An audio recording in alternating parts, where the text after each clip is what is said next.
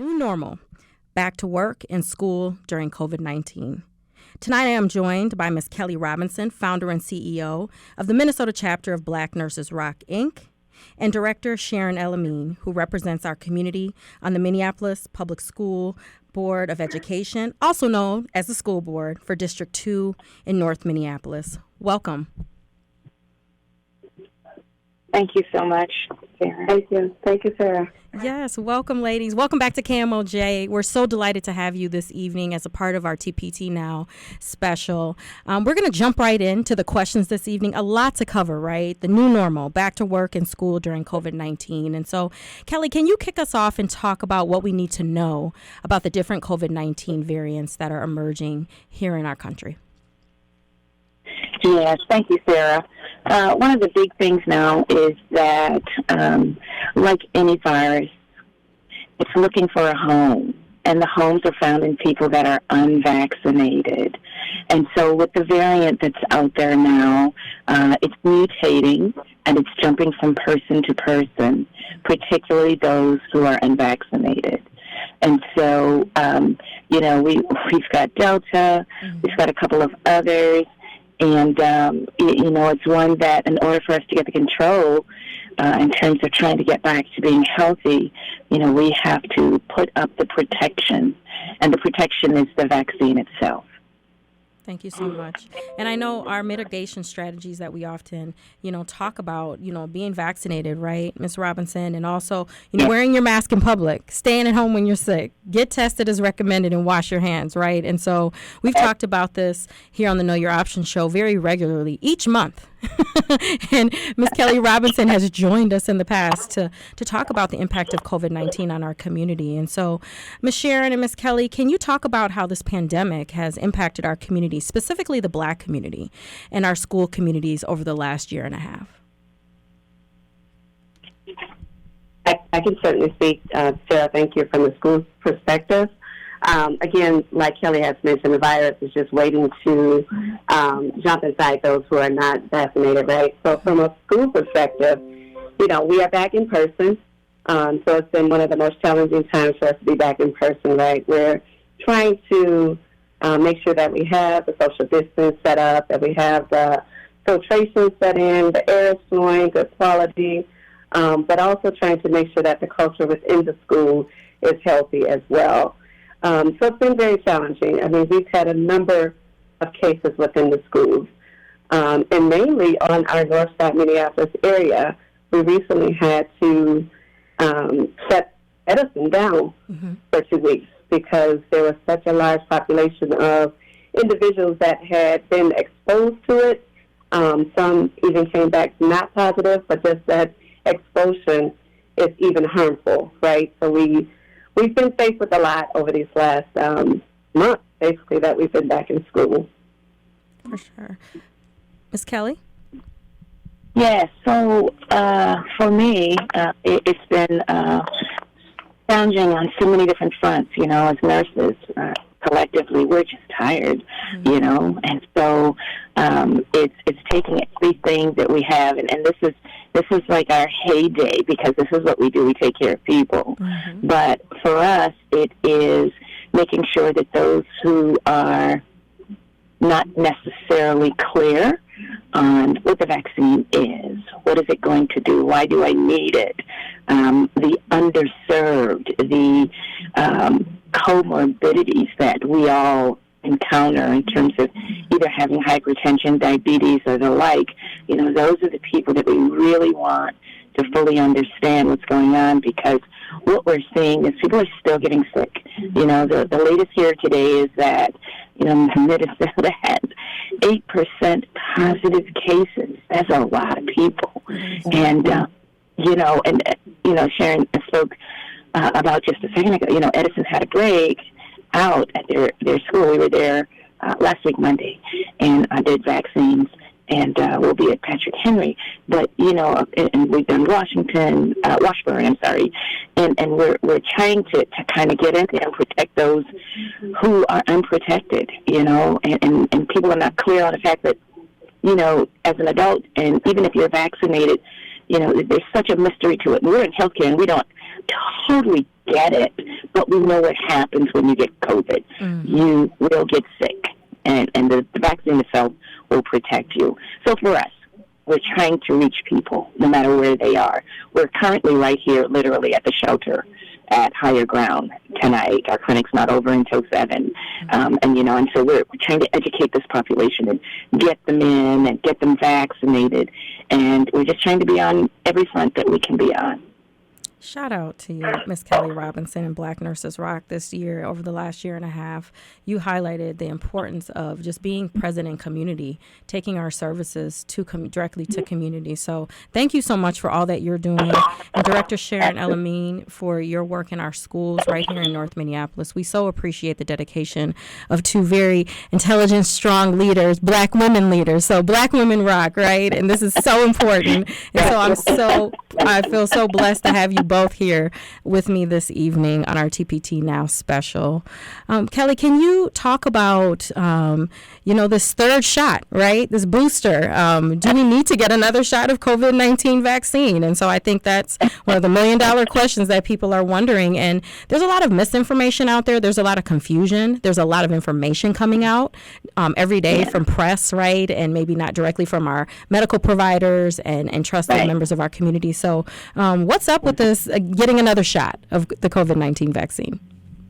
Yeah, so it's funny, the first thing you said was getting another shot, because there are 2 options, and people are, and there's a lot of information, so you're absolutely correct. People are confused by it to a certain degree, because it's like, do I qualify? Do I have the right medication? Just a bunch of it. Do I meet the age requirement? And no, they say it's different.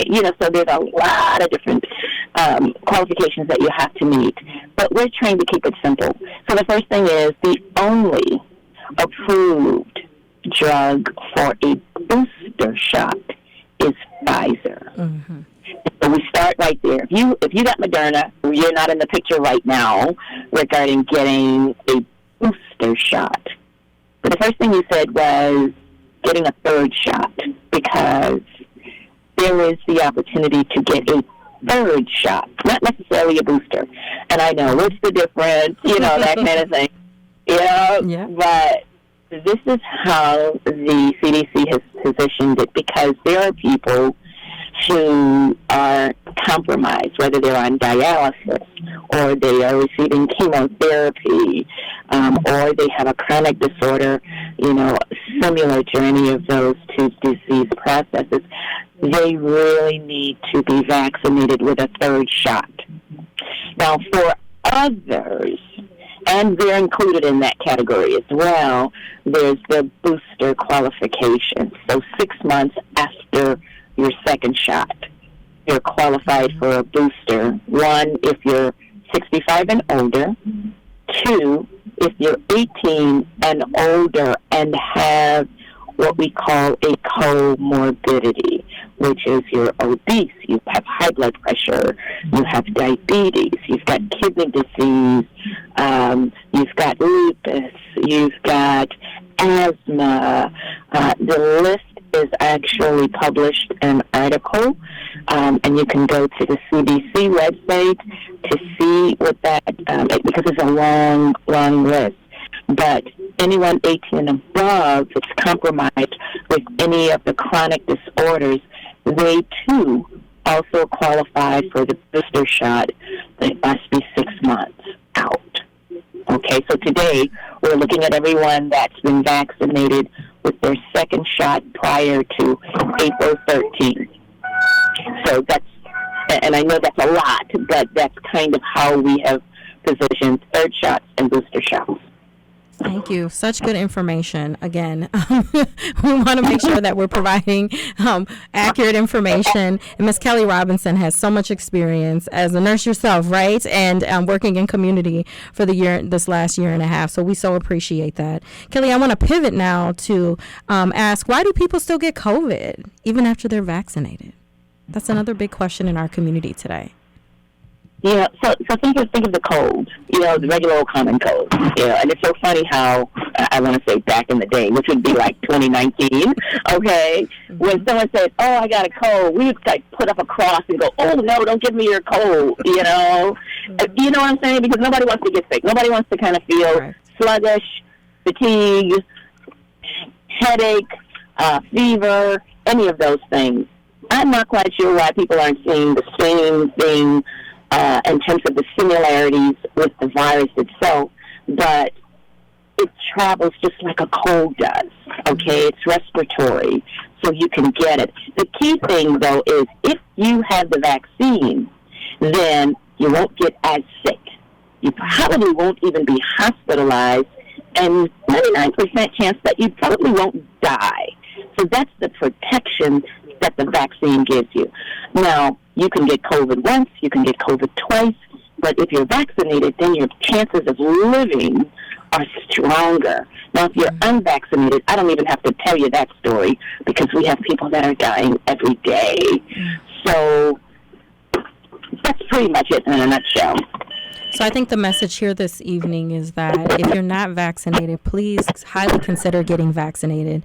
There are 3 really good vaccines that are out there: Pfizer, Moderna, and Johnson & Johnson.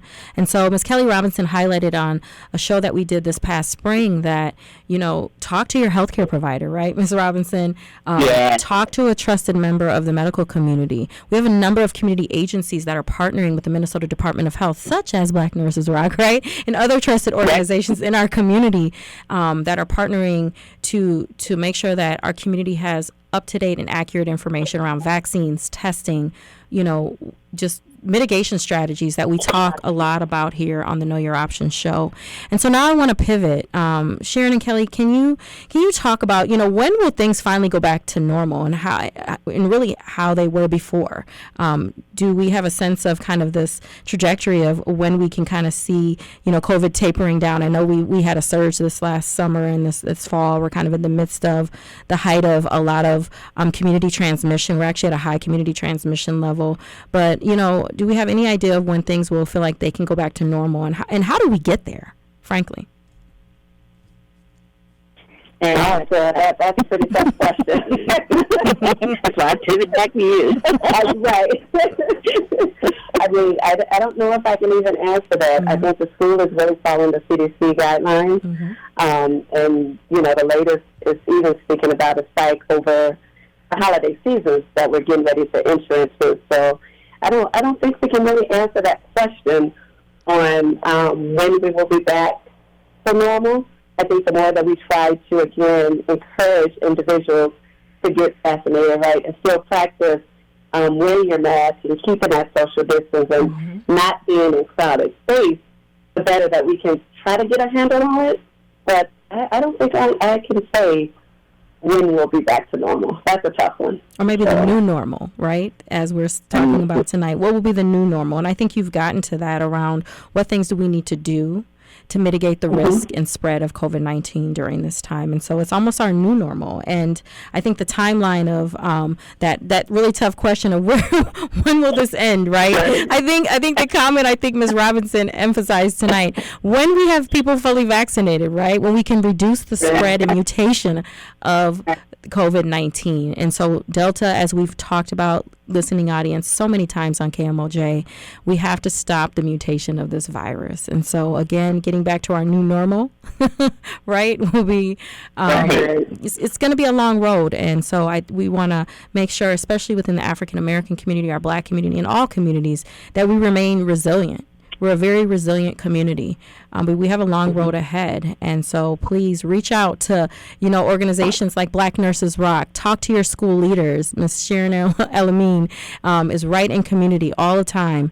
If you have questions or concerns about your schools, it's so important that we continue this dialogue. Ms. Sharon and Kelly, how can we ensure how our households can stay safe with our unvaccinated children back in school, particularly, right? And with adults going back to work and our communities feeling like we're back to a new normal. How do we ensure that we stay safe during this time? So, some of the things that we've really known to help is, of course, wearing the mask. and I've been vaccinated since February, and I wear my mask. And of course, I'm in different areas, but I've not received any COVID. I've been protected, and I just kept my mask on, and it's one of the things that we take for granted. But we think back and go, we didn't even have a flu season last year. Mm-hmm. And that's because everybody had their mask on. So that's a testament there as to the protection and the covering, because this is a respiratory disorder. And, those of us who should wear our mask. Now, our babies, unfortunately, they are trusting that we will do the right thing, mm-hmm. and that's the only way we can protect them. And so it's the hand washing still, but more so covering your mouth and mindful of that. People are still, when they get into a setting and they go, well, we are all vaccinated. That means absolutely nothing, because we all know someone who's had COVID, wasn't symptomatic at the time, and then you find out after the fact that they are. Now you've got to spread, and you've exposed people. So the best practice is to wear your mask, no matter where you are and what you're doing outside of your home. Wear your mask. That's the big piece. Appreciate it. Sharon and Kelly, there's a lot of differing guidance when it comes to COVID-19. How do we know who to trust? I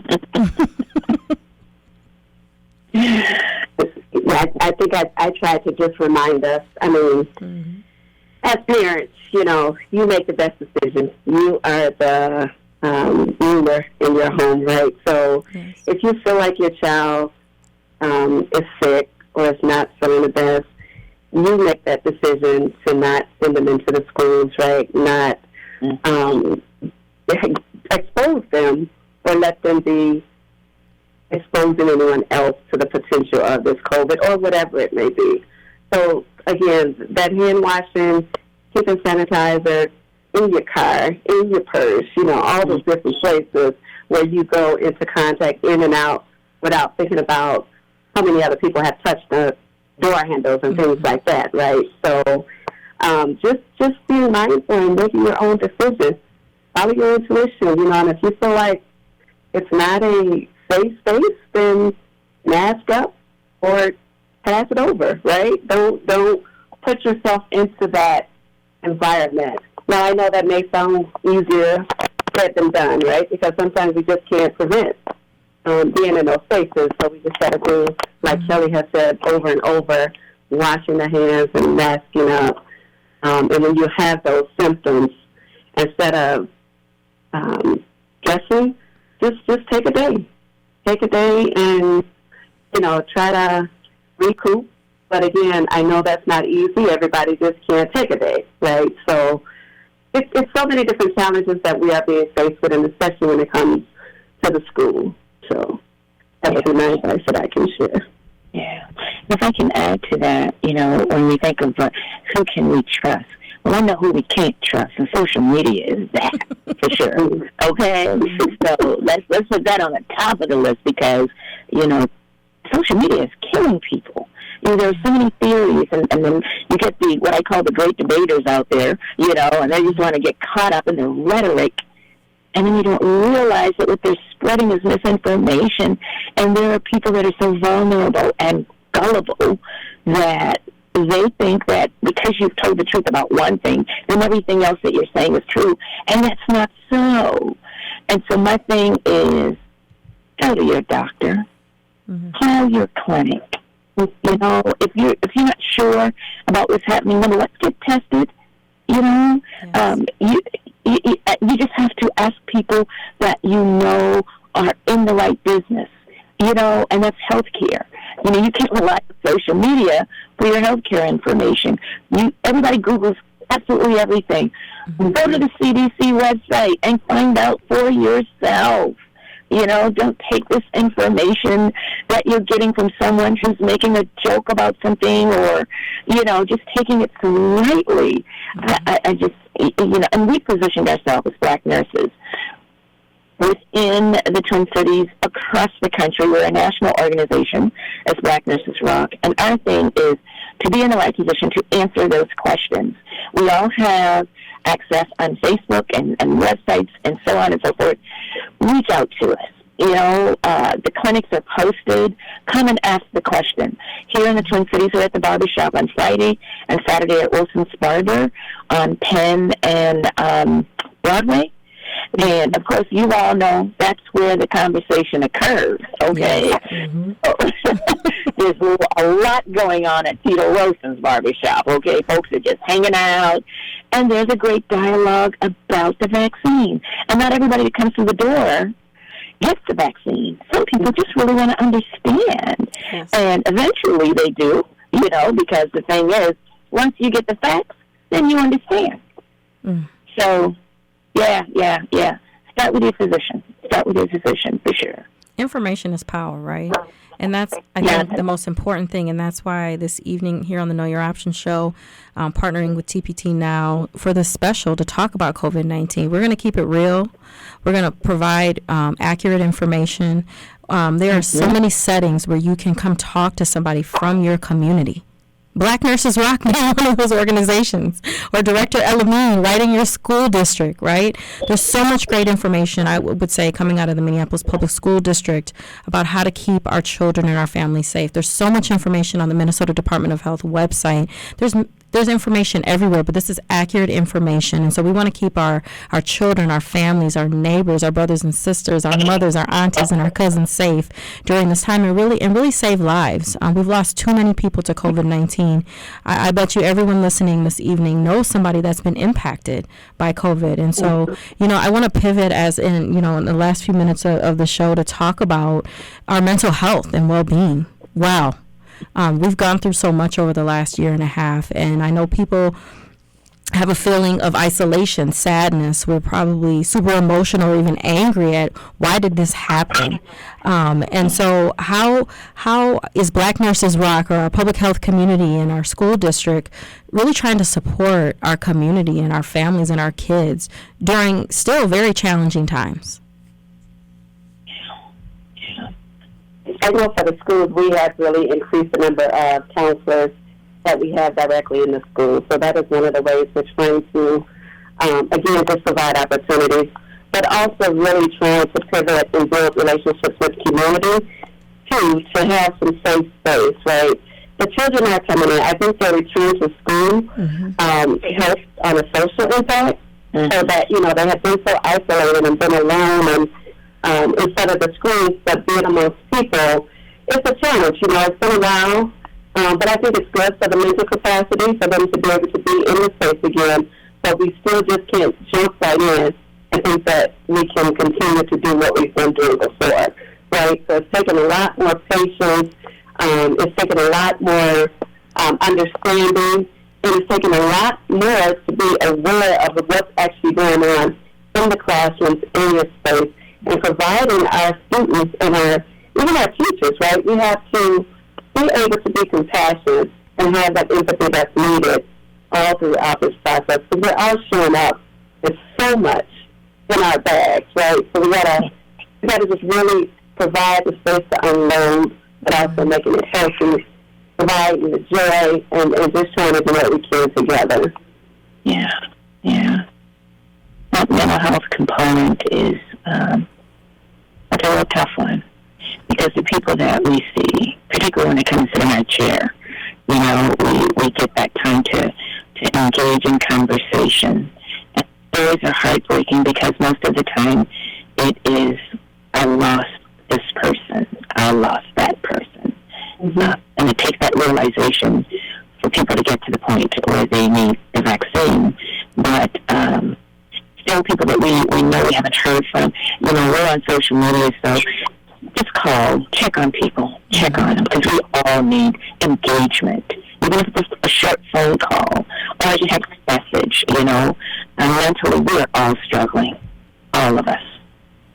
Yeah, and it's just to your point, too, it's a great time to be outside, right, as we head into these winter months.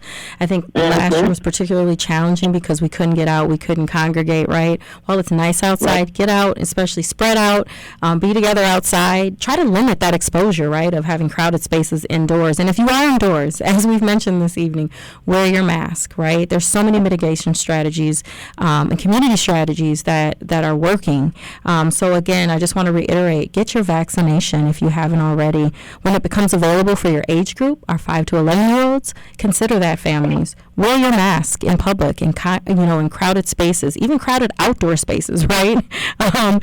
Get tested, right? I just want to lift up what Director El-Amin mentioned. We have our babies that have returned back to school. We want them to be able to stay in school and, really avoid those community outbreaks. And so get tested on a weekly basis. There are a number of community testing sites that have reopened here that are accessible, free parking.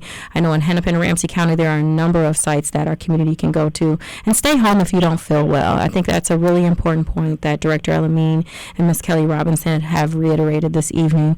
I want to thank you both so much for coming on the Know Your Options show tonight as a part of our KMOJ TPT Now special. I want to send a special shout out to our partners, TPT Now, NewPublica, WellShare International, the Minnesota Department of Health, Blue Cross Blue Shield of Minnesota, and of course, our amazing KMOJ family. Thank you for joining me here each and every Wednesday at 6:30 p.m. Have a great evening, and thank you so much. Thank you for listening to Know Your Options with host Sara Hollie. Tune in to Know Your Options next Wednesday at 6:30 p.m. on 89.9 KMOJ, the People Station. Good evening. 89.9 KMOJ FM and KMOJ HD1, Minneapolis, St. Paul.